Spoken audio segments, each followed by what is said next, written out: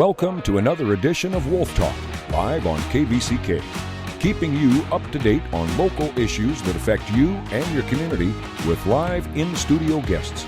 Wolf Talk with your host, Brandy Lynn Lawton.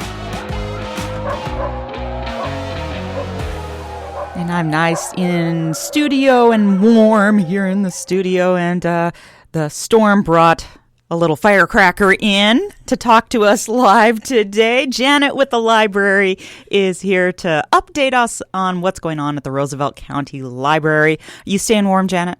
Yes, we are. Good. Barely, but hanging in there. Yeah. Good. Keep busy, keep warm. Well, you got all those great books over there to warm you up. True, but they won't let us do that. We have to do real work. Can't just sit around and read the books, huh? No. So how are things going? I know you guys have been in the process of kind of getting back to our new normal. I hate using that term, but... Yes. We are more and more getting back more normal. We are letting people be in the library now for an hour, the computer users especially, because before we didn't have computers open, and now we do. Then it was limited, but now they can have an hour on their computers. As far as people in the library, we are still kind of limited because we don't want too many in there at one time, and we do recommend masks yet. And we do have shields up between the computers and on the table, so if you're not wearing a mask and want to sit at a table for a while, you can feel more comfortable. You got a barrier between you and the next person. So.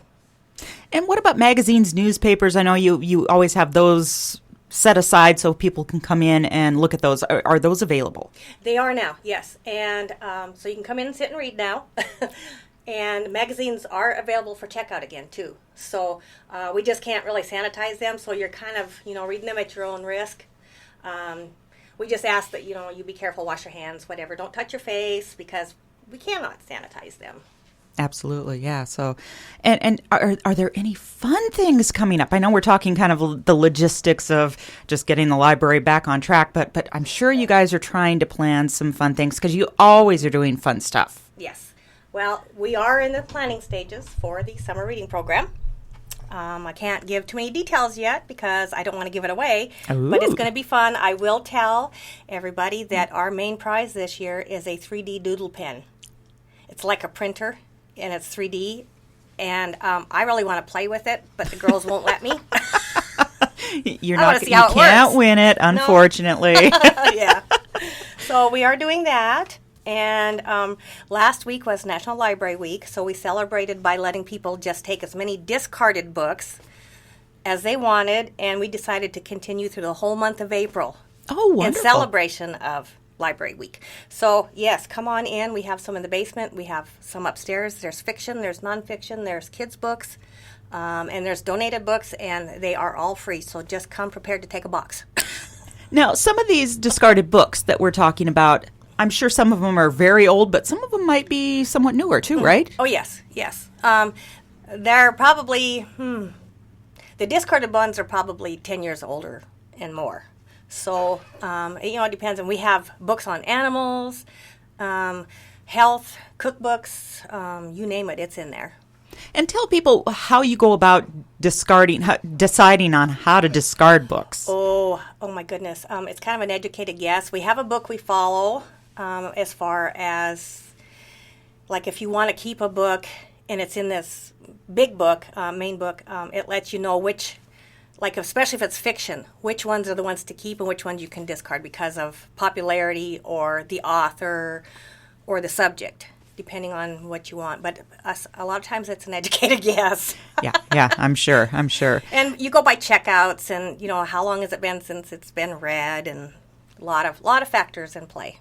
And I'm sure with nonfiction, if it's a research book that's outdated, that's kind of an easy one to just say, well, we're not going to be able to use this anymore because it's all switched around now. Right, yeah. Anybody that's looking for newer stuff, and a lot of the older stuff you can get online now. There's all kinds of databases. We have access to databases for research purposes and stuff, and just a lot of times just doing a general Google search, you can find a lot of stuff that you're maybe looking for. But if somebody wants to go through these discarded books, they need to get over there for this month. Please come. I told Janet I was going to stop by later on this afternoon because I just got done with a library book and I got to get the next in the series, and so I'm going to look through some of those discarded books because I'm a book junkie. I like old, I like new, Yeah, there's biographies in there. There's all kinds of stuff. Great. What else are we talking about? That was National Library Week. What did you guys do last week? Anything special? No, we just tried to pawn off discards. Just focused on the discards. Yeah, we didn't really have a party or anything, so but that's okay. We the girls talked me into doing story time online on Facebook. Oh, nice. So I've only done 4 or 5 sessions, I guess. And they're getting watched, and so it's kind of interesting to watch the number. The first one I did was a Dr. Seuss book, and oh my goodness, the numbers were crazy. Awesome. So, yeah, I'm trying to continue every week, and because we can't do it in the library, so maybe the kids, can see a little story time reading, and grandparents and parents can, hook them onto Facebook and on our website and watch me tell a story, read a book. And tell us a little bit about Storytime for those people out there that might not have an idea, or maybe they're new parents or new grandparents and they don't know what it's about. Well, when we ever get back to face-to-face programming, it's for birth to 5 years kids. And so when they come in, we read a couple of stories, maybe 3, might do a little craft, might play some games. We just have fun for about 30 minutes and sing some songs. Perfect. And so you're doing that over Facebook now. How can Not people... that part, just the reading of the book. So you're not going to sing to them? Oh, gosh, no. I would break the internet. So how can people join the Facebook Storytime then? You don't have to join. You just go on to our website or on our Facebook page for the Roosevelt County Library, and it'll have all kinds of stuff there. We are updating weekly, almost, a few times a week even. And so, yeah, there's a lot more updating going on and on our website. So, just go check us out. Well, that'll be great, because since people can't meet face-to-face right now, like you were saying, they have that access to still continue that with a child. But even for somebody new, it gives them something extra to do with a youngster. It's a good socializing time for, the littles who are maybe stuck at home most of the time. It gives them a little time to go socialize with somebody that they don't know maybe, or somebody that they are getting familiar with. Very nice, very nice. What else do we have going on? Okay, so we have hotspots to check out, so you can have internet access at your house for a 2-week period. The only downside to it is if you're a new patron, you aren't eligible yet. You have to get through your first 10 checkouts before you can check one out. We're still offering curbside pickup for anybody who's interested. We are really picking up on the interlibrary loan service, and so you can either call the library or come in, or you can email at ask@rooseveltcountylibrary.org to request those. What else? We have this reading challenge for people 18 and over. It lasts all year long. You just got to come in and sign up and write down the number of books you think you can read through the year. And anybody who finishes gets to go into a drawing for a prize. And we don't know what the prize is yet because we haven't decided ourselves yet, but it's going to be something nice. Great. And now, since we're talking adults here, we're not talking little, pamphlets or we're talking real books. Real books, yeah. Okay. Age-appropriate books. There you go. You could deal with some of the young adult, because I know a lot of adults There's that do. There's a lot of crossovers. Yes.